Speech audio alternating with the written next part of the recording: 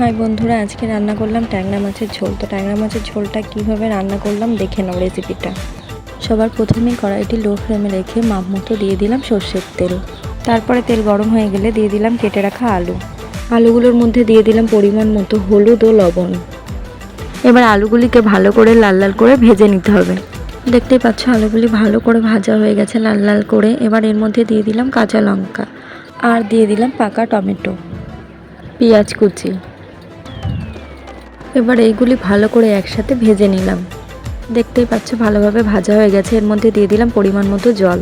এবার গ্যাসটিকে লো ফ্লেমে দিয়ে 5 মিনিট ভালো করে ফুটিয়ে নেব। 5 মিনিট রাখার পরে ঝোলটি কিন্তু ফুটে গেছে। এবার এর মধ্যে ভেজে রাখা মাছগুলি দিয়ে দেব। মাছ দেওয়ার পরে ঝোলটিকে আরও 5 মিনিট ফুটিয়ে নামিয়ে নেব। এই দেখো ঝোল নামিয়ে নিয়েছি। আবার একটু অল্প করে তেল নিয়ে তার মধ্যে জিরে ও তেজপাতা দিয়ে দিয়েছি। জিরে ও তেজপাতার মধ্যে যে মাছের ঝোলটা ফুটিয়ে রেখেছিলাম সেটা দিয়ে দিলাম। এবার ঝোলটাকে 5 মিনিট ফুটিয়ে নামিয়ে নেব। এই দেখো কমপ্লিট ট্যাংরা মাছের ঝোল।